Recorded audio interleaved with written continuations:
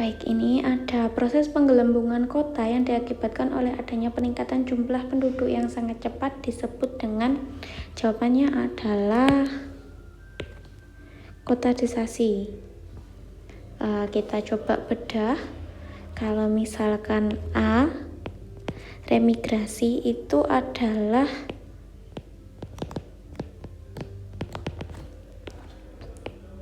kembalinya penduduk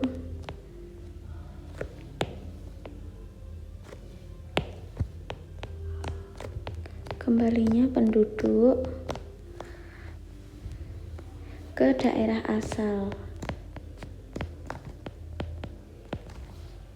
Itu yang remigrasi. Kemudian yang kalau migrasi itu adalah proses perpindahan penduduk. Ini berarti kan baik di kota maupun ke desa lain maupun ke kota lain, maupun dari desa ke kota. Nah, kalau misalkan yang E ini adalah urbanisasi. Urbanisasi ini adalah fokus utamanya proses perpindahan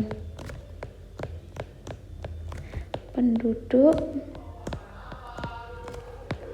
dari desa ke kota. Jadi fokus utamanya urbanisasi adalah penduduk desa itu berpindah ke kota. Kemudian kalau misalkan kota desasi, atau mungkin yang C dulu, gini deh.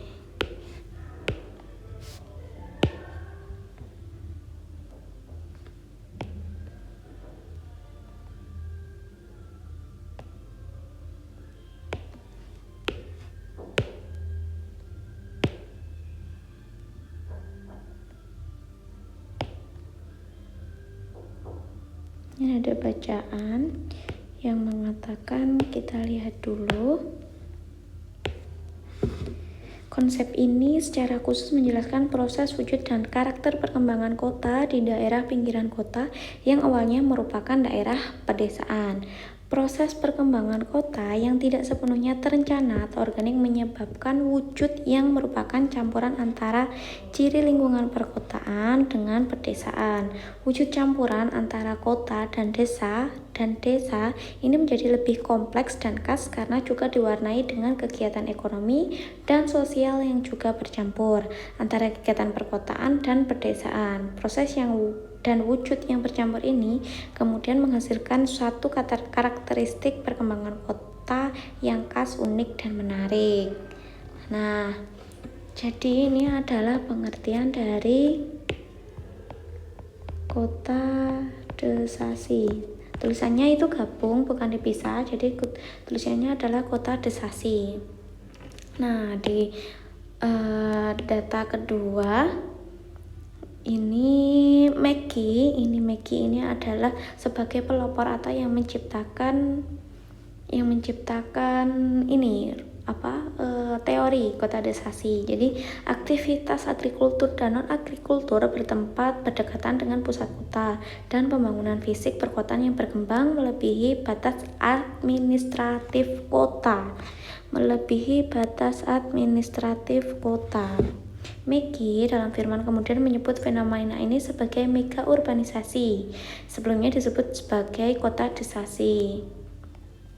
Sebuah frase dari bahasa Indonesia yang berarti sebagai proses sosial, ekonomi, dan integrasi fisik antara kawasan kota dengan kawasan pedesaan, yakni antara kawasan rural dengan urban, tidak dikategorikan hanya berdasarkan keruangan saja, soalnya kan batasnya kan tidak jelas kan.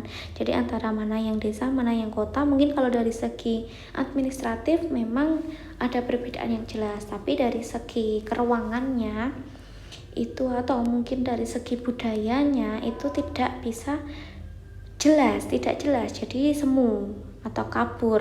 Tetapi juga dapat mempertimbangkan faktor kepadatan, pemukiman, pekerjaan, sektoral, dan kategori rumah tangga. Nah, dari situ kesimpulannya adalah kotadisasi itu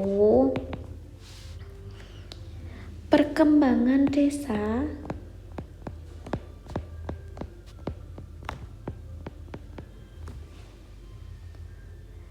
seperti kota, jadi tuh kayak terinfluence gitu loh. Jadi desa itu juga ikut maju, kayak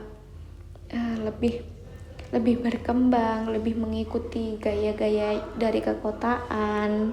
Soalnya kan letaknya berdekatan kan, jadinya makanya ya kalau misalkan ya sama lah, kalau misalkan kita dekat sama lingkungan yang bagaimana, kita jadi ikut-ikutan yang seperti lingkungan itu kan. Perkembangan desa seperti kota akibat lokasi yang bersebelahan.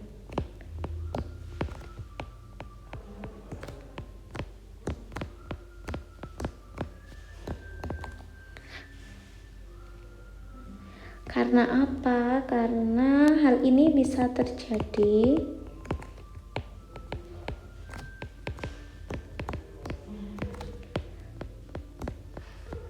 karena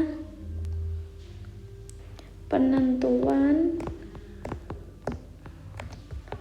rural itu daerah perkotaan, dan urban itu semu atau batas tidak jelas. Nah, jadi kalau misalkan ada bahasa kota desasi, itu sama dengan mega urban, sama dengan EMR. Apa itu EMR? EMR itu adalah Extended Metropolitan Region. Nah, kenapa kok enggak yang C jawabannya, yang desa kota sih? Karena apa? Di sini Maggie sebagai pencanangnya, sebagai pencipta teorinya tidak menyebutkan desa kota sih, melainkan yang disebutkan adalah kota desasi. Jadi yang C itu adalah salah. Jadi lebih hati-hati, lebih ke penggunaan bahasanya.